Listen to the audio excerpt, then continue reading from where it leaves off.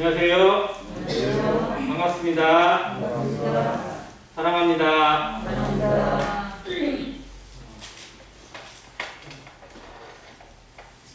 월요일부터 아침에 새벽에 이렇게 추천하시는 분은 꽃밥 3일장을 이렇게 치게 되더라고요. 그게 좋은 건지 안 좋은 건지 모르겠는데 실제로 외장이다 보니까 오늘까지 제약을 한 것도 계속 따라다니고 이렇게 하다 보니까 피곤한 그런 마음이 많이 듭니다. 아무튼 루치님의 수천을 치르고 그 모든 상황들을 보면서 인생에 대해서 다시 한번 살펴보게 되고 죽음에 대해서 성도가 죽는 것 하나님께서 귀하게 보시고 소중하게 받으시는 그것에 대해서 우리도 결국은 그 길을 가야 될 사람들인데 어떤 준비를 하고 있는지 내 마음은 정말 꼭 영원한 하나를 소망한다고 말하면서도 이 땅에 있는 것에 마음을 빼앗기거나 그런 적은 정말 없는 것인지 한번 이렇게 돌아보는 그런 시간이 있었습니다. 오늘 요한계시록 이어서 있는데 11장입니다. 요한계시록이 전체 22장까지 있거든요. 11장으로 보면 분량으로 따져보면 정확하게 단절 지점인데 11장과 12장이 개인적으로는 상당히 좀 맥락 자체가 좀 어려운 부분이에요. 그래서 저 자신도 이 부분을 다른 자료들을 여러 번 이렇게 참고를 많이 했어요. 근데 장례 기차에 하다 보니까 많이 정리를 못한 부분도 없지 않아 있긴 있습니다. 꼭 조금 미진한 부분이 있더라도 이해해 주시기를 바라고요. 내용 전체보다는 어떤 흐름을 가지고 한번 교제하기를 원합니다. 11장 역시 찬란의 연속성을 가지고 있는 내용과 조금은 상반된 내용, 합입이 되어 있는 내용입니다. 특별히 이 부분에는 주제가 여기 두 증인이라고 써 있는데 하나님이 택하신 두 증인, 환란 시대의 이스라엘을 하나님의 민족을 회개시키고 준비시키기 위해서 택한 두 증인에 대해서 처음에 집중적으로 다루고 있고 또 그들이 순교를 당한 후에 다시 극적으로 살아나는 모습을 통해서 하나님 앞에 거룩함을 입고 하나님의 말씀에 순종하고자 하는 자에게 하나님이 어떻게 보상하시는지를 직접 그 환란의 시대에도 보여주십니다. 그걸 통해서 나타나는 하나님의 영광을 그려주는 것으로 마무리가 됩니다. 이 모습을 보면서 그 어떠한 극심한 상황에도 사람이 감당할 수 없는 가장 어려운 환경 속에서도 하나님의 역사는 멈출 수 없다는 것을 이 두 증인을 통해서 볼 수 있었습니다. 지금이 마지막 시대라고 얘기하고 악한 시대라고 얘기하고 정말 사람들이 자기만 사랑하는 그런 시대라고 누구나 말을 합니다. 그래서 복음도 잘 통하지 않고 성도들의 어떤 믿음도 대단히 약해져가고 정말 이게 맞나라는 그런 의구심이 많이 들은 시대도 분명합니다. 그러나 하나님의 역사는 누구도 멈출 수 없고 막을 수 없습니다. 정말 우리가 이 두 증인을 통해서 또 하나님 앞에 살아있던 수많은 믿음의 선진들을 바라보면서 정말 우리가 하나님 앞에 어떤 증인의 모습으로 살고 있는지 나는 말씀을 받은 증인이지 받은 말씀을 전하는 증인인지 내 주긴 은사와 직분과 하나님의 명령 앞에 나는 어떠한 자세로 서 있는 자인지를 한번 생각해보는 시간이길 바랍니다. 1절 잠깐 보겠습니다.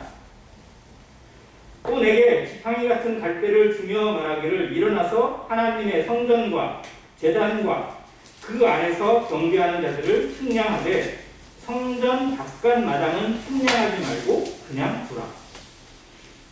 지팡이 같은 갈대를 주면서 측량을 하게 하십니다. 이제 이 요한이 하나님 앞에 서 있는 교회의 대표자로서 믿음을 나타내는 사람들의 대표자로서 측량을 하게 하시는데 그 측량이라는 의미가 뭐냐면 헤아린다는 거예요. 측량을 하는 이유는 뭐예요? 거기 안에 계획이 들어가기 때문에 측량을 합니다. 거기 안에 건물을 세우고 뭔가를 세우기 위해서 측량을 하는 거거든요. 근데 어디를 측량하냐면 하나님의 성전과 제단과 이건 구조물을 의미합니다. 그래서 실제로 하나님의 나라를 의미하고 교회를 의미하고 또 하나님의 나라 앞에 새로 서야 될 이스라엘 민족을 의미합니다. 그리고 더욱 중요한 건 그 안에서 경배하는 자들을 측량합니다. 이 측량하고 뭔가를 세우는 가장 주된 이유는 뭐냐면 구분하기 위해서입니다. 그리고 보호하기 위해서예요. 하나님의 구분과 부르심과 보호가 이 측량에 담겨 있습니다. 근데 이 측량을 위한 도구가 뭐냐? 지팡이 같은 갈대라고 있어요. 성경에 지팡이가 쓰인 말씀 어디가 생각나세요? 지팡이. 네, 누구나 다 떠올리는 말씀이 시편 23편이 떠오릅니다. 주의 지팡이와 막대기가 나를 안위하시리라 라는 부분에서 실제로 이스라엘 목사들이 사용하는 것이 두 가지입니다. 지팡이가 있고 막대기가 있고, 지팡이는 용도가 뭐였냐면 좀 길어요. 길이가. 그리고 끝머리가 이렇게 쭉 휘어져 있어요. 자, 이것으로 가운데로 가는 양이 있을 때 그 양을 어떻게 하냐면 딱 잡아요. 우리 표현대로 이제 몰가지로 모가지를 딱 잡아가지고 딴 데로 못 가게, 위험한 데 가지 못하게 잡아다가 이쪽으로 끌어오고, 보호하는 쪽에서, 관리하는 쪽에서 사용하시는 게 지팡이고, 막대기는 조금 짧은데 끝머리가 되게 뾰족하고 날카로운 금속이 달려있어요. 그래서 이것은 외부로부터 쳐들어오는 늑대나 곰이나 사자나 이런 외부의 맹수들을 다스리기 위해서, 그들과 싸우기 위해서 주로 사용하고, 정말 말 안 듣는 양, 끝까지 자기 고집 부리는 양은 가끔 채찍의 개념으로 사용하기도 했다고 합니다. 아무튼 이 지팡이는 양을 다스리는 목자에 있어서 필수품이에요. 우리 주님께서도 정말 우리들을 어떤 모습으로 보호하고 계시고 관리하고 계시고 또 다스리고 계시는지 이 지팡이의 손에 담겨있는 모습을 보게 됩니다. 우리가 그 안에 포함되어 있어요. 그 안에 담겨 있습니다. 그 안에 부르심을 입었고 그 안에서 철저하게 보호를 받습니다. 언제까지? 세상 끝날까지. 세상 끝날까지 내가 너희와 항상 함께 있으라는 이 언약의 말씀이 우리에게 가장 큰 위로가 되길 바랍니다. 이것으로 사는 거예요. 이것으로 우리가 일할 수 있고 이것으로 아무리 힘든 때에도 다시 일어설 수 있는 것입니다. 포기하지 않고 다시 일어서야 될 명분이 어디에 있느냐? 주님이 함께 하시기 때문입니다. 나에게 생명을 주신 주님이, 나에게 성령을 주시고 내게 말씀을 주신 주님이 나와 함께 계시기 때문에 내가 하는 것이지, 내가 의지로, 내 힘으로, 내 노력으로 하는 것이 결코 아니라는 사실을 다시 한번 이 말씀을 생각해 보았습니다. 자, 그런데 버려주는 데가 있어요. 어디는? 바깥마당은 측량하지 말라는 거예요. 그건 하나님의 손을 떠나는 부분. 이건 세상에 있는 자들이고 심판 가운데 던져지는 자들이에요. 그들은 이방인의 역할로 남겨두게 됩니다. 이것이 하나님의 공의의 심판입니다. 하나님이 정말 사랑하셔서 모든 인생이 구원받기를 원하시고 최후의 모든 인생까지 그리스도의 보혈을 통해서 구원받기를 그토록 원하시고 지금도 복음을 전하게 하시지만, 그러나 끝까지 거절하는 자에게 긍휼없는 심판이 임하게 됩니다. 이 심판은 정말 감당할 수 없을 만큼, 차라리 저 앞에서 그런 말씀을 하는데 차라리 죽게 해달라고, 죽여달라고 요청을 할 만큼 가혹한 심판이 이들에게 이 사단 마귀를 통해서 대신 내려지게 될 것을 믿습니다. 근데 여기에 하나님께서 그것에 대해서 제외시키는 모습, 이게 얼마나 무서운 건지 알아요? 이 때가 얼마나 무서운 때입니다.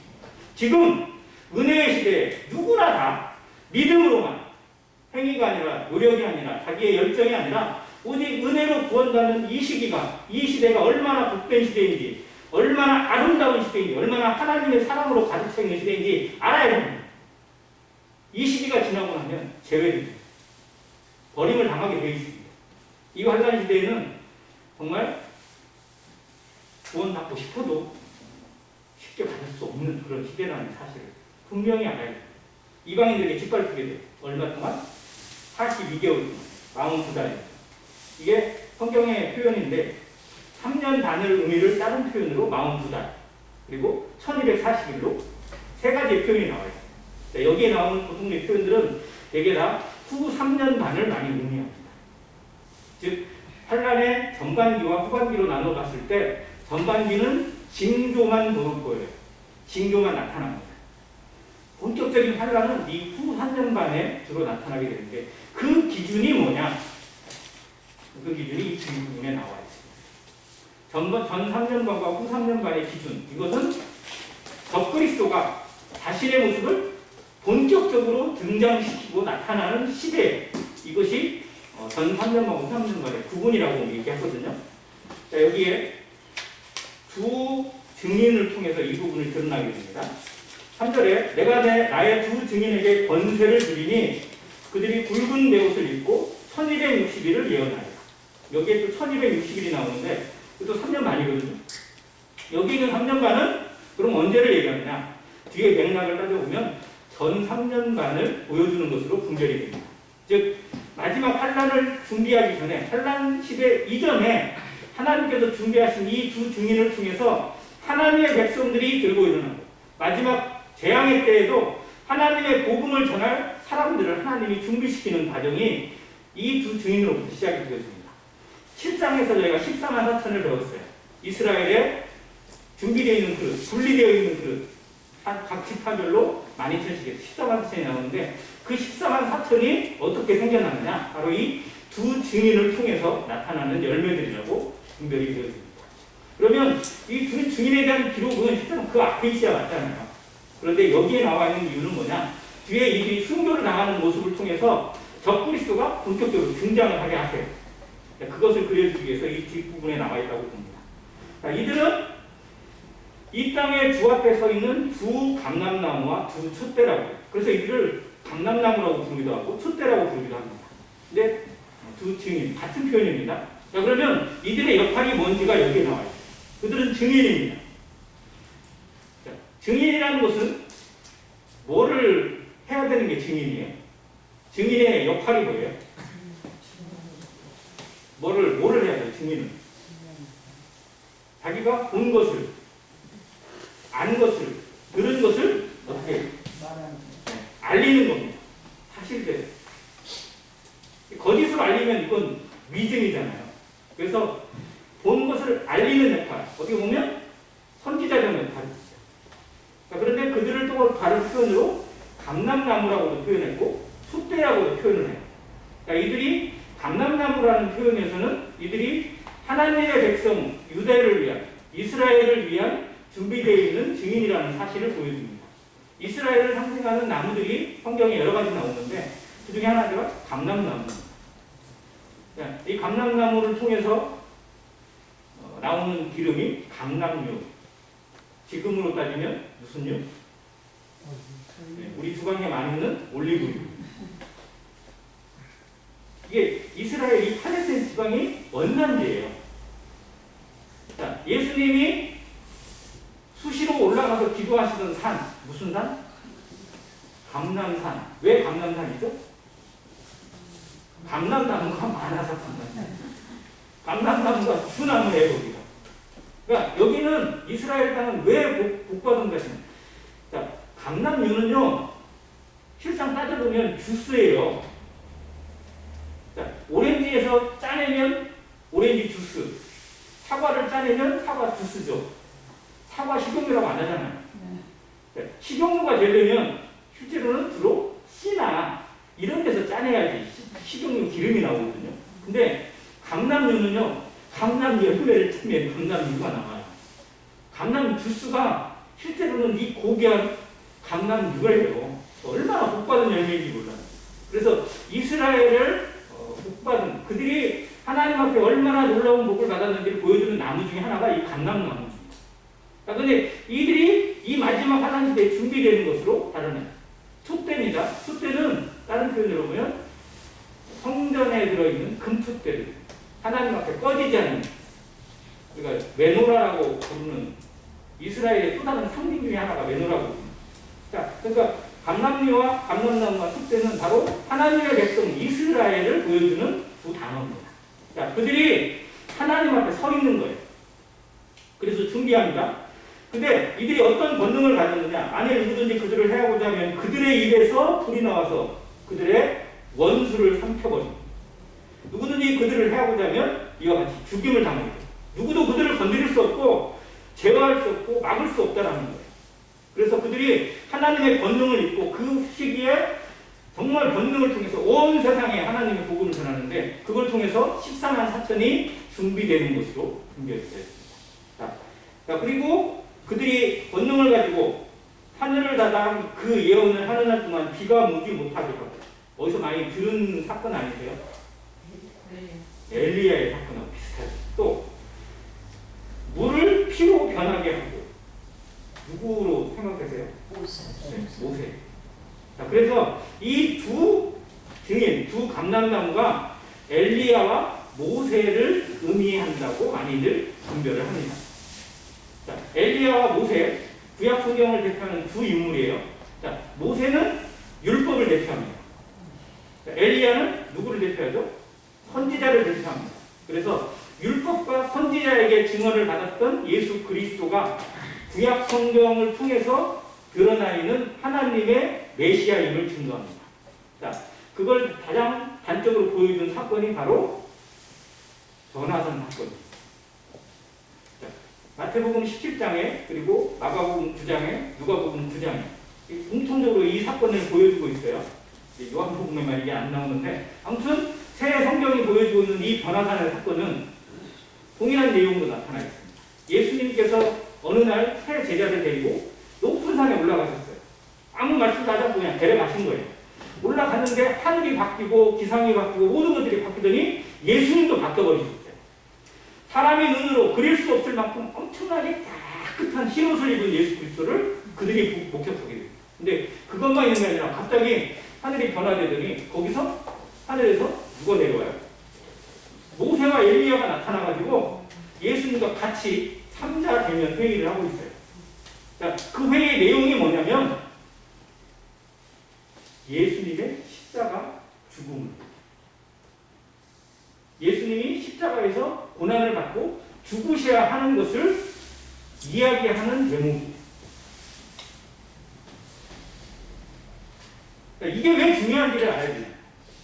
제자들에게 있어서 예수님이 죽으면 돼야 안 돼요. 예수님이 나 죽으러 간다. 그럼 예수 제자들이 환영해요? 아, 알겠습니다. 이렇게 하겠어요? 안 되잖아요. 그래서 가이사랴 빌립보에서도 예수님께서 아유나 시모나 내가 복이 또 다 이렇게 딱 해놓고 이제 장차 인자가 뭐 고난을 받고 어떻게 되고 뭐 죽게 되고 뭐 이렇게 될 것이다라고 했더니 베드로가 어떻게 해요? 붙잡고 주여 아니 되옵니다. 그리하지만 없어서 절대 그런 일이 일어나서는 안 된다고 이런 식으로 했잖아요. 자, 제자들은 예수님이 자기 곁에 있어야 되고 자기들을 보호해줘야 되고 자기들과 함께 해야 되는 분으로만 인식을 했어요. 그분이 하나님의 뜻을 이어가서 구약 성경이 증거하고 수많은 율법과 선지자들이 증거했던 하나님의 뜻을 이루시는 분이 아니라 나의 필요를 채워주는 분, 나에게 도움이 되는 분, 나의 출세길에 내가 잘 되고 잘 사는 길에 도움이 되시는 분 정도로만 여기고 있었어요. 그래서 선생이고 자기의 주인이고 자기의 왕으로 섬기고 잘 썼어요. 이게 사람의 간사한 마음입니다. 제자들도 이걸 버리지 못했어요. 그러나 성경은 분명히 말씀합니다. 예수 그리스도는 어느 누구를 위해서 오신 것이 아니라 온 세상의 모든 인류를 구원하시기 위해서 오신 세상을 죄로부터 건지시고 하나님의 은혜 가운데 인도하시기 위해서 반드시 십자가를 지고 죽으셔만 하는 것을 계속 증거해 오셨던 거예요. 그리고 그걸 확인하는 장소입니다. 그래서 변화산 사건은 성경에서 대단히 중요한 사건이에요. 자, 이거를 베드로가 목격했고 요한과 야고보가 목격을 했습니다. 자, 그런데 그때 와 예수님도 있고 모세도 있고 엘리야도 있다. 구약에 유명한 인물 다 있는데 예수님하고 동급이구나. 그 정도로만 여겼어요. 예수님이 엘리야급이고 모세급이구나. 이 정도로만. 그러니까 새 초막을 지어서 하나는 예수님급, 하나는 엘리야급, 하나는 모세급. 어디도 못 가고 전부 다 여기 머물러서 우리가 이런 사람이다라는 걸 보여주는 어떤 그런 것이 있으면 좋겠다고 얘기해요. 그게 한계예요, 한계. 여기도 역시 자기에게 유익한 것만, 자기에게 이로운 것만 쏙 빼먹으려고 하는 거예요. 예수님의 나타나심과 하나님의 말씀이 정말 무엇을 위한 것인지 따지지 않고 나에게 어떻게 하면 도움이 되지? 내가 어떻게 하면 거기서 유익을 얻지? 어떻게 하면 내 쪽에 좋게 해석을 하지? 이런 식으로만 생각하는 이 이기주의적인 것들이 정말 기독교를 망칩니다. 우리 신앙을 망치는 근본이라고 할 수 있어요. 구원받은 성도가 하나님의 말씀 앞에 정말 겸손하게 경직해야 됩니다. 말씀을 국해서도 안 되고 오해해서도 안 될 뿐만 아니라 임의로 해석해서는 더더욱 안 됩니다. 그리고 말씀을 구분해서 자기 마음대로 받아들여서 그렇지 않다. 이 말씀은 아멘이고 이 말씀은 아멘이 안 되네. 이렇게 하는 것도 실상은 하나님 앞에 죄짓는 거예요. 말씀을 그렇게 주셨다면 내게 아멘이 안 되는 상황이 오더라도 왜 그렇게 하셨는지 고민하고 엎드리면서 그 말씀에 순종할 때까지 나를 참으로 복종시키는 것이 진정한 경건의 연습입니다. 그런데 제자들의 모습을 보면 또 우리의 모습을 보면 그렇지 않은 때가 너무 많아요. 내게 좋은 것이 우선. 이것들이 정말로 어쩌면 우리가 연단을 통해서 환난을 통해서 벗겨내야 될 꺼풀이라는 사실을 정말로 하나님 앞에 아무 도움되지 않는 육신의 껍질이라는 사실을 다시 한번 보게 됩니다. 아무튼 이 얘기가 좀 길어졌는데 아무튼 모세와 엘리야가 거기서 등장을 했어요. 자, 그런데 제가 좀 분별하면서 깨달은 것 중에 놀라운 게 뭐냐면, 자, 구약 성경에 죽음을 맛보지 않고 죽음이 지배하지 못한 사람이 몇 명 있어요. 첫 번째가 누구죠? 에녹이었죠. 에녹이요. 에녹은 죽음을 맛보지 않고 그냥 하나님께 올라가. 그 당시 세상 제일 젊은 나이에 죽은 사람인데 사람들이 볼 때는 아깝다. 그러나 에녹은 가장 복받은 사람. 환난 전에 들림받은, 그래서 교회에 휴거를 상징해주는 인물이 에녹이거든요. 자, 그리고 또 한 사람이 누구죠? 엘리야. 엘리야는 불병과 함께 하나님께 승천해서 올라갔어요. 자, 그런데 또 하나의 사람이 있는데 그 사람이 모세예요. 모세는 누구도 죽음을 목격하지 않았어요. 못 봤어요. 모세의 무덤도 하나님께서 감추셨어요. 그 말이 무슨 뜻이냐면 하나님께서 모세를 데려가셨는지 안 데려가셨는지 아무도 모르는 거예요. 근데 예수님의 그 변화산에 누구가 내려왔어요? 모세와 엘리야가 내려왔어요. 이들은 구약 성경을 보여주고 있고 하나님 앞에 다시 들림받은 그런 인생의 모습을 보여주는데, 그 시대에 예수님의 그 시대를 보여주기 위해서, 예수님의 시대가 무엇인지 알려주기 위해서 구약 성경이 마감되어지고 구약 성경의 모든 예언들이 여기에서 마침표를 끊고 하나님의 새로운 정륜이 열리는 것을 선포해주는 사건이 변화산 사건입니다. 예수님만 나타나고 나머지는 사라졌어요. 너희 이는 내 택한 자들이니 너희는 그의 말을 들으라. 모세나 엘리야의 말이 아니라 예수 그리스도의 말만 들으라고 말씀하시는 하늘의 음성을 들었을 때 고개를 들어보니까 모세와 엘리야가 안 보여요. 그리고 예수님만 보이는 거예요. 이건 정말 위대한 사건이었거든요. 그리고 나서 사라졌던 모세와 엘리야가 어디 나와요? 여기에 다시 등장합니다. 자, 그러면 모세와 엘리야는 구약을 의미하는 사람이에요. 구약 시대를. 자, 그러면 구약 시대는 물론 그 시대에도 믿음으로 구원받는 게 당연한데 실제로는 무엇이 우선이에요? 율법이, 말씀이, 예언이, 행위가, 노력이 우선되는 시대. 즉 그러면 은혜 시대가 끝나고 환난 시대는 무엇으로 구원받는 시대? 자기 노력으로, 행위로, 열심으로, 죽음으로 철저하게 자기를 드려야만, 완전하게 하나님 앞에 인정받아야만 구원받을 수 있는 그 시대에 하나님의 역사를 이루기 위해서 나타난 두 증인이 바로 모세와 엘리야의 모습으로 그 시대를 인도하고 있고 또 주도하고 있습니다. 그래서 하나님의 역사가 끊이지 않는 것을 보여주는 그 극심한 환난 시대, 성령이 사라지고 성령의 은혜가 사라지고 능력이 사라지는 시대에도 하나님의 역사는 멈출 수가 없어요. 환난 시대가 정말 암흑 시대지만 그 암흑 시대에도 하나님의 복음은 세상 곳곳에 계속 퍼지게 하셨어요. 그걸 시작하는 그 사람이 두 증인입니다. 그런데 이 두 증인이 갑자기 무슨 일을 당해요? 10절에 보니까 그들이 그 증언을 마칠 때 어디로부터? 무저갱으로부터 올라오는 짐승. 여기 짐승이 요한계시록에 어떻게 보면 처음으로 등장합니다. 네, 짐승이 올라와요. 그리고 그 짐승이 어떻게 해요? 그들과 더불어 전쟁을 일으킵니다. 자, 그러면 이 두 증인뿐만 아니라 두 증인을 따르고 있는 수많은 무리들이 있음을 볼 수 있어요. 그게 누구냐면 바로 유대인의 구원받은 자들 14만 4천, 그리고 하나님의 백성들이라고 보면 됩니다. 그들과 전쟁을 일으키게 돼요. 자, 그리고 전쟁을 일으켜서 어떻게 해요? 그들을 죽입니다. 자, 그러면 그 전까지는 누구도 그 증인을 터치할 수가 없었어요. 그들의 권세를 이길 수가 없었고 사람들이 어떻게 할 수가 없었어요. 그런데 누가? 땅에서 올라온 이 짐승이 이 두 증인을 그리고 이스라엘을 먹어버리는 거예요. 눌러버리는 거예요. 자, 이것이 신호탄입니다. 적그리스도의 시대가 되었음을 알려주는 신호탄입니다. 이제 세상은 누구의 지배를 받는 시대? 적그리스도가 자기 마음대로 주무르는 시대가 되었음을 보여주는 사건이 이 두 증인의 죽음을 통해서 나타납니다. 자, 그러면 사람들이 이 두 증인의 죽음과 적그리스도의 등장을 두려워했을까요? 환호했을까요? 어떻게 했을까요? 환호했어요. 이게 환란 시대입니다. 자, 뒤에 그게 나와 있는데요. 두 증인이 죽고 그들의 시체를 무덤에 못 묻게 하고 3일 반 동안 계속 전시를 해요. 왜 이 시체를 전시를 할까요? 자랑하는 거예요. 자랑. 그런 거 아시잖아요. 적군을 장수를 죽이거나 큰 종과를 올리면 또 어떻게 해요? 막 내걸어. 명량에서도 그거 있잖아요. 적장 목을 딱 쳐가지고 그 목을 탁에다 탁 배 위에다가 딱 달아놔요. 그러니까 저기가 보고 아 우리 대장 죽었다 해가지고 그냥 기가 팍 꺾여서 도망가게 되는 그런. 즉 하나님을 따르는 사람들은 이렇게 된다. 적그리스도를 따르지 않으면 나를 거역하면 다 이렇게 된다라는 것을 보여주기 위해서 공개적으로 무덤에 그냥 길바닥에다 전시를 해놓은 거예요. 이렇게.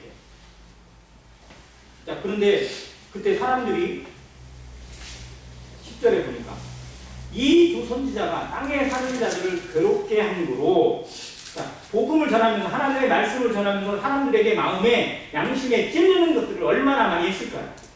복음을 전하면 안 믿는 사람들이 좋아해요? 싫어해요? 정말 나랑 친한 사람인데도요, 나랑 진짜 친한데 거기서 교회 얘기 꺼내고 하나님 얘기 꺼내면 갑자기 막 얼굴색이 바뀌면서 야 그만해 이러면서 막 화를 내요. 야 내가 너한테 필요한 얘기 하는 거야. 됐어 그만해. 그러면서 막 진짜 막 정색을 해가지고 싸움 날 것 같아 진짜. 이게 사람들의 반응이거든요. 근데 환란 시대는 어떻게 하겠어요? 그 마음대로 살던 그 시대에는. 그래서 사람들이 이 두 선지자와 이스라엘의 14만 4천을 극도로 싫어했어요. 정말 누가 제대로 어떻게 못 죽이나 근데 죽이고 싶은데 자기들 손은 못 죽이는 거예요. 근데 누가 대신 죽여버렸어요? 적그리스도가 올라왔어요.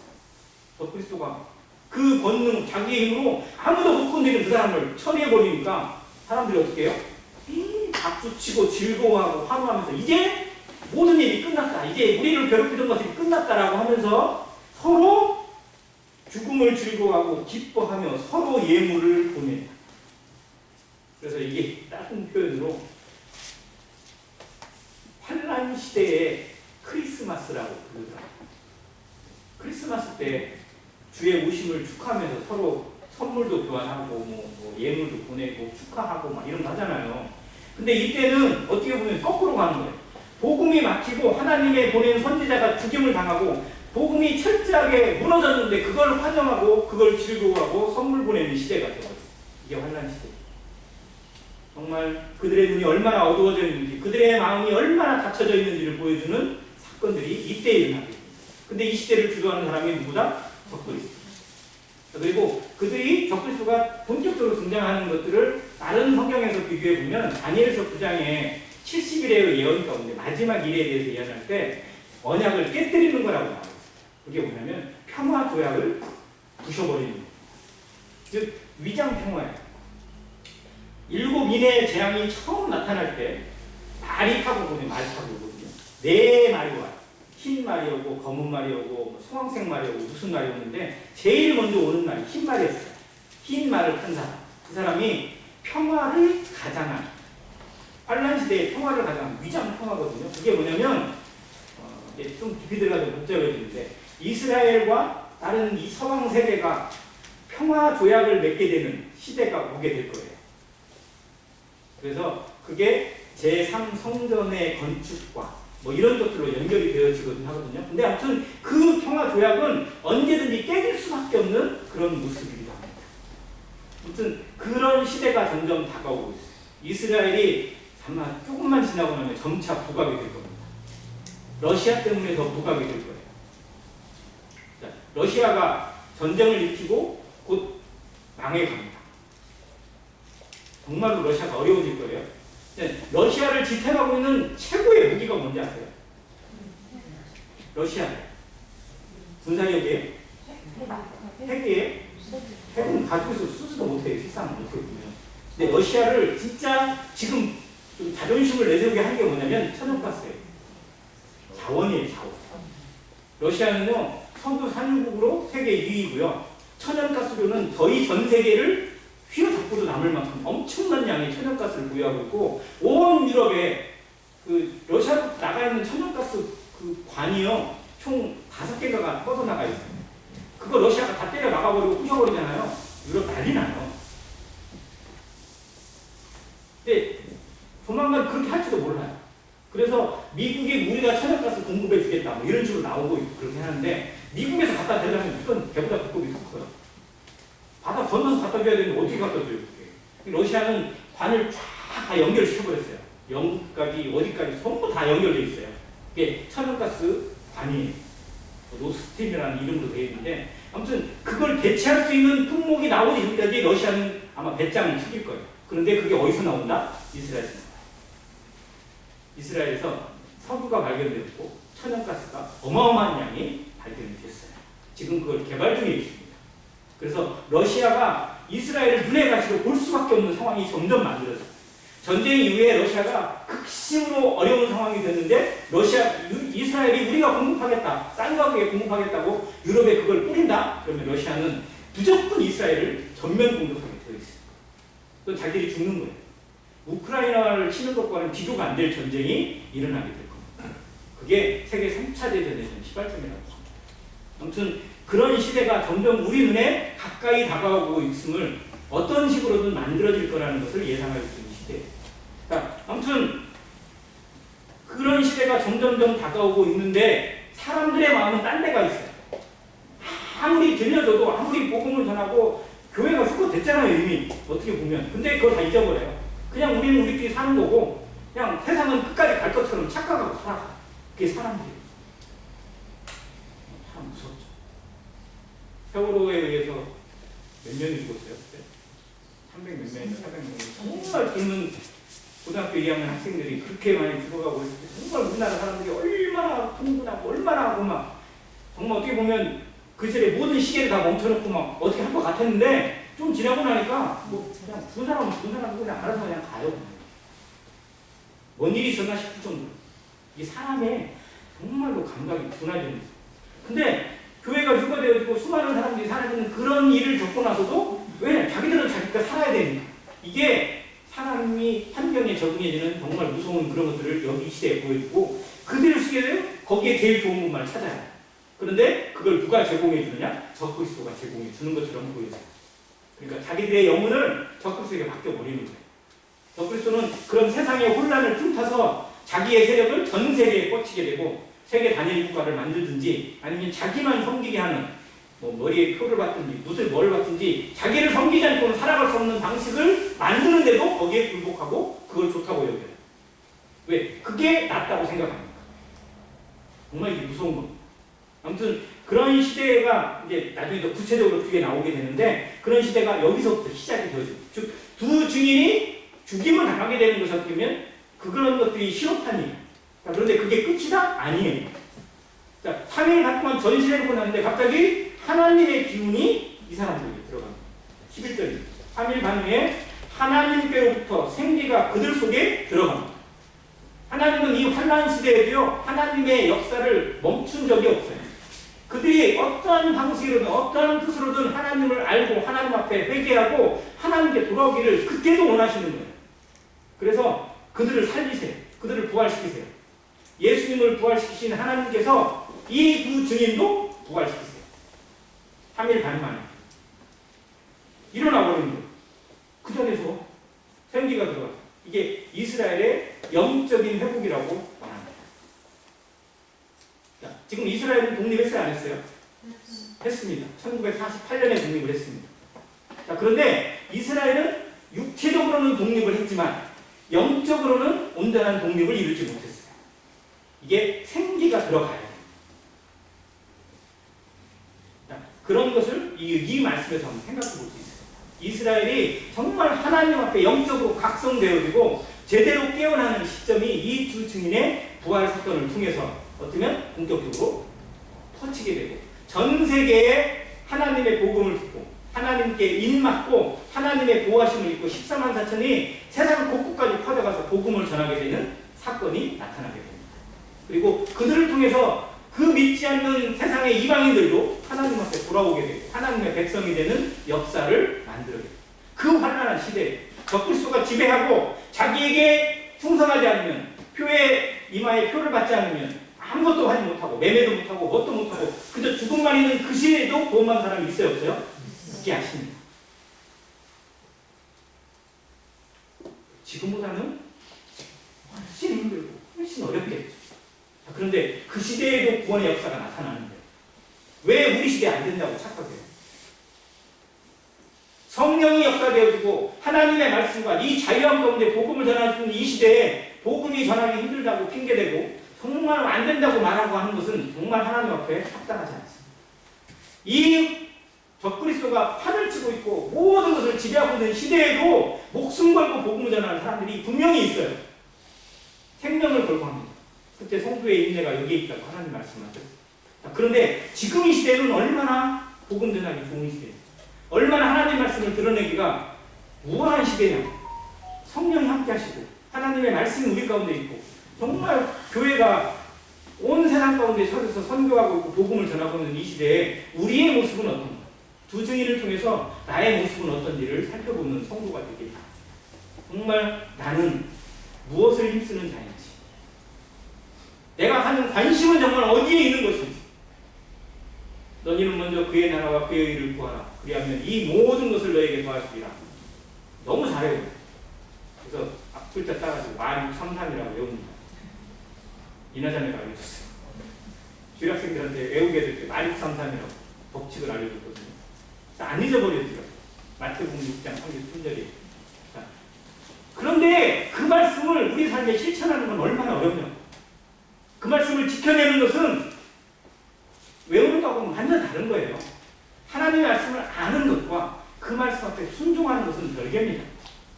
우리의 마음이 우리가 구원받는 것은 정말 하나님의 자녀가 되는 것은 어떻게 보면 너무 쉬웠어요. 그래서 다른 것도 너무 쉽게 생각하는 거예요. 근데 분명히 아셔야 돼요.